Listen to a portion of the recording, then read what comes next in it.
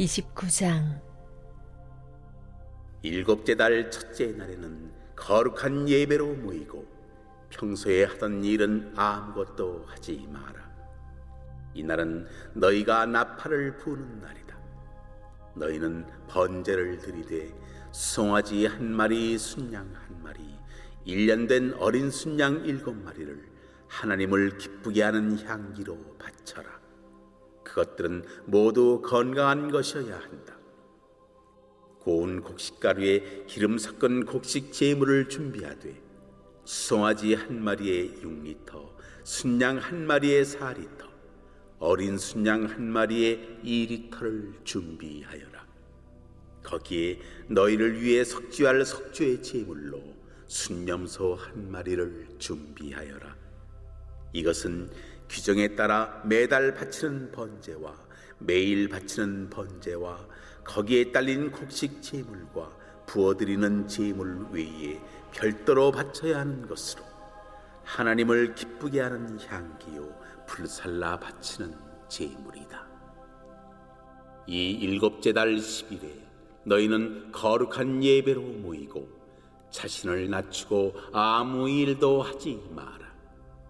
송아지 한 마리, 순양 한 마리, 1년 된 어린 순양 7마리를 하나님을 기쁘게 하는 향기로 바칠 번제물로 가져오너라. 그것들은 모두 건강한 것이어야 한다. 고운 곡식가루에 기름 섞은 곡식 제물을 준비하되 송아지 한 마리에 6리터, 순양 한 마리에 4리터를 준비하고 어린 순양 7마리의 경우에는 한 마리에 2리터씩 준비하여라. 매일 바치는 번제와 거기에 딸린 곡식 제물과 부어드리는 제물 외에 순염소 한 마리를 너희를 위해 석주할 석주의 제물로 가져오너라. 일곱째 달 15일에 거룩한 예배로 모이고 평소에 하던 일은 아무것도 하지 마라. 7일 동안 하나님 앞에서 절기를 지켜라. 수송아지 13마리, 순양 2마리, 1년 된 어린 순양 14마리를 하나님을 기쁘게 하는 향기로 바칠 번제물로 가져오너라. 그것들은 모두 건강한 것이어야 한다. 고운 곡식가루에 기름 섞은 곡식 제물을 준비하되 송아지 한 마리에 6리터, 순양 한 마리에 4리터를 준비하고 어린 순양 14마리의 경우에는 한 마리에 2리터씩 준비하여라. 매일 바치는 번제와 거기에 딸린 곡식 제물과 부어드리는 제물 외에 순염소 한 마리를 너희를 위해 석주할 석주의 제물로 가져오너라. 둘째 날에는 송아지 12마리, 순양 2마리, 1년 된 어린 순양 14마리를 가져오너라. 그것들은 모두 건강한 것이어야 한다. 곡식 제물과 부어드리는 제물은 규례에 따라 송아지와 순양과 어린 순양들에 맞게 준비하여라. 매일 바치는 번제와 거기에 딸린 곡식 제물과 부어드리는 제물 외에 순염소 한 마리를 석주의 제물로 가져오너라. 셋째 날에는 송아지 11마리, 순양 2마리, 1년 된 어린 순양 14마리를 가져오너라. 그것들은 모두 건강한 것이어야 한다. 곡식 제물과 부어드리는 제물은 규례에 따라 송아지와 순양과 어린 순양들에 맞게 준비하여라. 매일 바치는 번제와 거기에 딸린 곡식 제물과 부어드리는 제물 외에 순염소 한 마리를 석죄 제물로 가져오너라. 넷째 날에는 송아지 10마리, 순양 2마리, 1년 된 어린 순양 14마리를 가져오너라. 그것들은 모두 건강한 것이어야 한다. 곡식 제물과 부어드리는 제물은 규례에 따라 송아지와 순양과 어린 순양들에 맞게 준비하여라. 매일 바치는 번제와 거기에 딸린 곡식 제물과 부어드리는 제물 외에 순념소 한 마리를 속죄 제물로 가져오너라.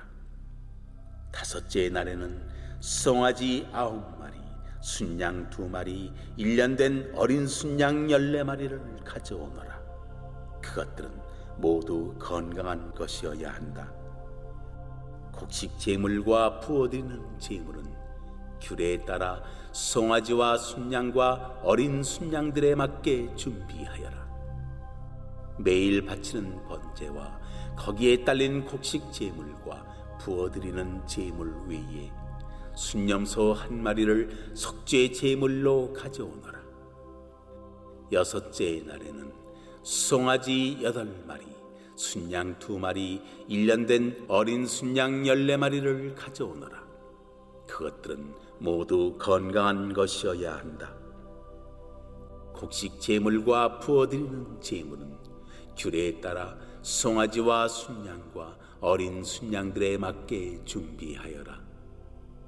매일 바치는 번제와 거기에 딸린 곡식 제물과 부어드리는 제물 외에 순념소 한 마리를 속죄 제물로 가져오너라. 일곱째 날에는 송아지 7마리, 순양 2마리, 1년 된 어린 순양 14마리를 가져오너라. 그것들은 모두 건강한 것이어야 한다. 곡식 제물과 부어드리는 제물은 규례에 따라 송아지와 순양과 어린 순양들에 맞게 준비하여라. 매일 바치는 번제와 거기에 딸린 곡식 제물과 부어드리는 제물 외에 순념소 한 마리를 속죄 제물로 가져오너라. 여덟째 날에는 거룩한 예배로 모이고 평소에 하던 일은 아무것도 하지 마라. 하나님을 기쁘게 하는 향기로 불살라 바치는 제물 곧 번제물을 가져오되 송아지 1마리, 순양 1마리, 1년 된 어린 순양 7마리를 가져오너라. 그것들은 모두 건강한 것이어야 한다.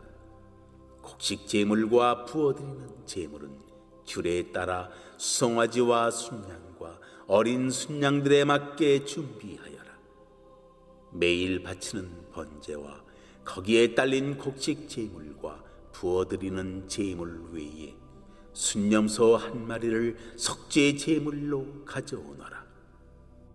너희가 절기를 맞아 모일 때마다 번제와 곡식 제물과 부어드리는 제물과 화목 제물을 하나님에게 바쳐라.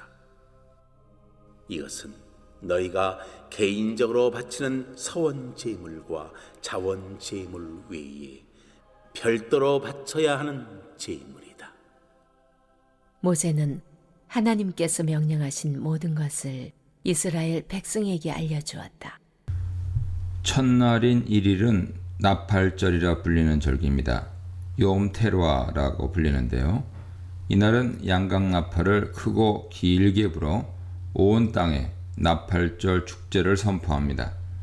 나가이 나팔 소리는 나팔절이 왔다는 신호만이 아니라 새해 도래를 알리는 소리입니다. 다시 말해 나팔절은 이스라엘 설날이죠. 나팔절에 바친 제물 종류와 숫자는 앞서 초하루와 무교절 경우와 동일합니다. 다만 나팔절은 초하루이기도 하기 때문에 숫자가 누적됩니다.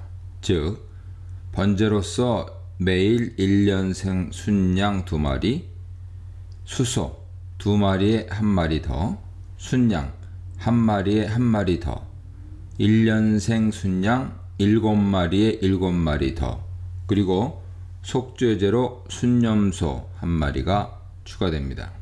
6절이 그것을 의미하죠. 그달의 번제는 그달의 초하루 번제물들인 숫소, 순양, 1년생 순양을 가리키고 상번제는 매일 바치는 순양 2마리를 말합니다.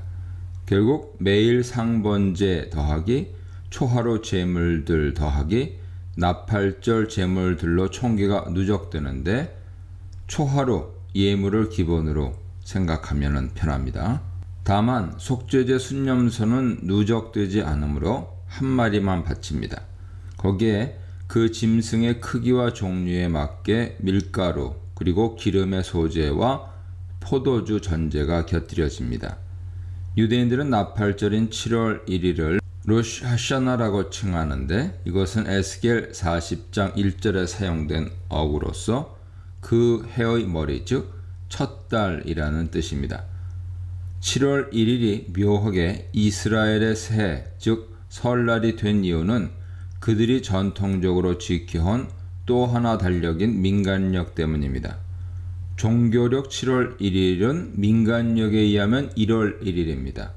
이날은 온전한 안식, 샤바톤을 누리며 모든 노동을 멈춘 채 성회로 지키는 날이죠.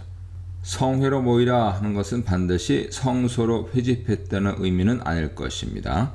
성일은 단순히 거룩한 주기를 의미할 뿐이라 하는 주장도 있는데 분명 히브리어 미크라는 동사 카라 파생어로 모임, 회집을 의미할 수 있습니다.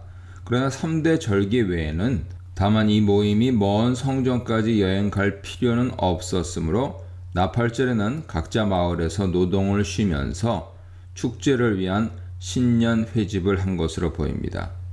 마찬가지로 하나님께서는 안식일을 성회날이라 하시는데 이날 성전으로 백성들이 모이지 않고 각자 처소에서 그날을 보냅니다.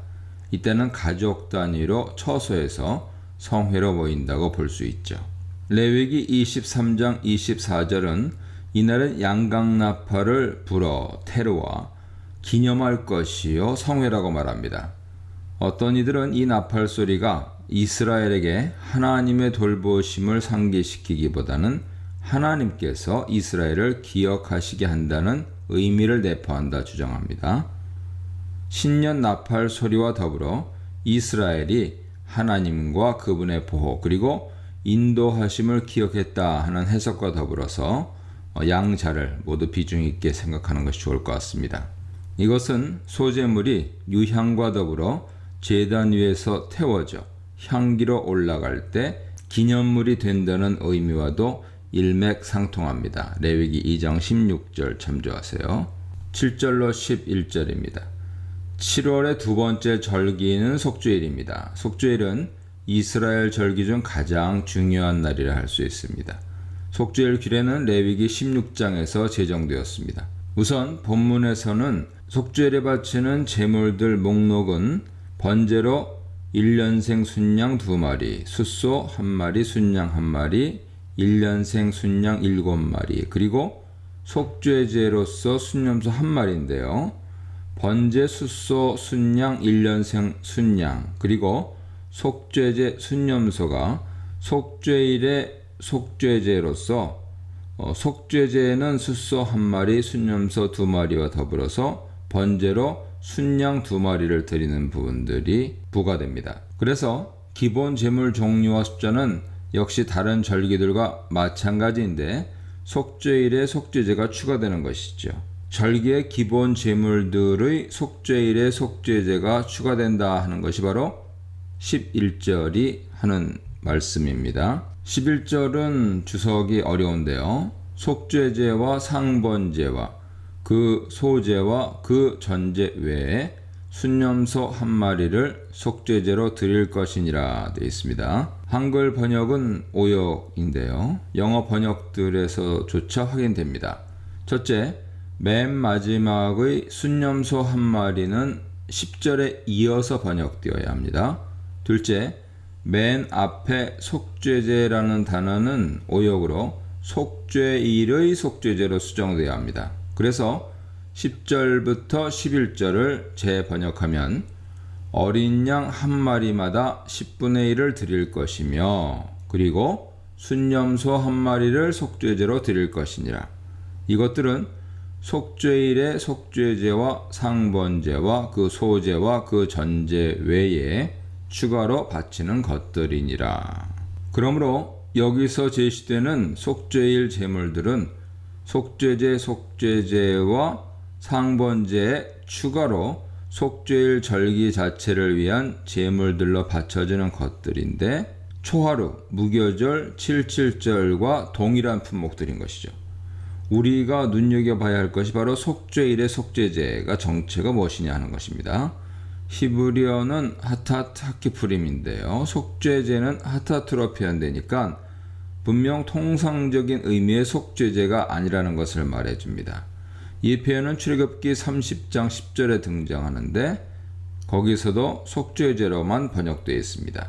속죄일은 레위기 23장 27, 28절, 25장 9절에서 욤 하키프림이라 불립니다. 속죄일의 날이라는 것이죠. 키프림은 동사 키페르, 속죄하다 명사로 속죄라는 뜻입니다. 따라서 하타트 하키프림은 굳이 번역하면 속죄의 속죄제, 즉 속죄를 위한 속죄제라 할 수 있는 것이죠.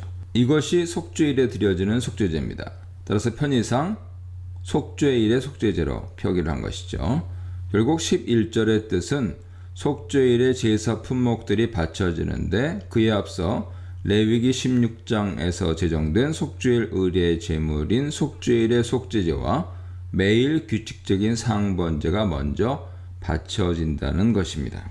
기억을 되살려 봤을 때 속죄일 예식에 제사장 집안을 대상으로 해서는 속죄제로 숫소, 희생용으로 드려졌고요. 번제, 순양이 드려졌습니다. 회중을 위해서는 속죄제로 2마리 순염소가 드려졌는데 한 마리는 희생용이고 한 마리는 방생했죠. 그것을 아사셀 염소라 불렀습니다. 그리고 번제로 순양이 드려졌습니다. 그래서 속죄일 의례, 제물들을 정리하면 속죄제 숫소 1마리, 속죄제 순염소 2마리, 그리고 번제 순양 2마리가 바쳐지는 것입니다. 이때 마지막 번제 순양 2마리는 분명히 속죄일의 모든 속죄제 절차를 마무리 짓는 제사로 바쳐졌습니다. 민수기 29장은 이것과 모순되는 제물 품목을 말하는 것이 아니고 속죄일의 속죄제를 통해서 이 제물들을 통틀어 가리키는 것으로 보는 것이 좋겠습니다. 따라서 민수기 29장은 속죄일에 이러한 속죄일 예식을 기본으로 실행한 뒤에 추가로 다른 절기들과 마찬가지로 속죄일을 위한 절기용 정교제사 품목들이 바쳐진다 하는 것을 기록하고 있는 것이죠. 이 문단에서는 예배와 안식으로 시작하는 새해, 새해를 하나님께 대한 충성의 다짐과 함께 새해를 속죄로부터 시작함에 대해 묵상해 보시기 바랍니다. 12, 16절입니다. 초막절 제물은 첫날에 숫소 13마리, 순양 2마리, 어린 순양 14마리를 바칩니다. 그리고 둘째 날부터 7일째 되는 날까지 매일 제사를 반복합니다. 17, 34절입니다. 7일간 진행되는 초막절 제사는 특이하게도 매일 바치는 숫소 숫자가 매일 1마리씩 줄어들다가 7일째는 7마리 소가 바쳐집니다. 그렇죠? 14마리부터 쭉 내려가죠. 이때 각 짐승에 맞는 밀가루, 소재물, 기름, 그리고 포도주 전제물이 곁들여집니다. 35, 40절입니다. 특히 22일은 거룩한 대회, 장엄한 성회로 모여 마찬가지로 추순물의 소주와 더불어 많은 짐승을 바쳤습니다. 엄숙한 집회를 뜻하는 아체르트는 이날의 성대한 특징을 잘 표현해 줍니다. 일주일간 막대한 양의 제물들이 바쳐진다는 점에서 무교절과 비슷하죠. 하지만 무교절에서는 매일 동일한 숫자와 종류 제물들이 바쳐졌습니다. 초막절에 훨씬 많은 짐승들이 바쳐졌습니다. 하루치 순양 숫자만 해도 14마리로 무교절 하루치 순양 7마리보다 2배가 많았죠. 초막절 첫날은 성회로 7월 15일과 8째 날은 대회로 모든 노동을 멈추고 축제 집회에 열중합니다. 정리하자면 초막절은 7째 달 제7월 15일 안식일부터 22일까지 8일을 말합니다. 이날은 동양의 음력 8월 15일로 정확히 추석과 같은 날이죠. 이 절기를 칭하는 히브리어 스코트의 문자적인 의미는 임시로 나뭇가지를 엮어 지은 초막들입니다. 따라서 엄밀히 말해 장막절보다는 초막절, 이것이 더 나은 번역입니다.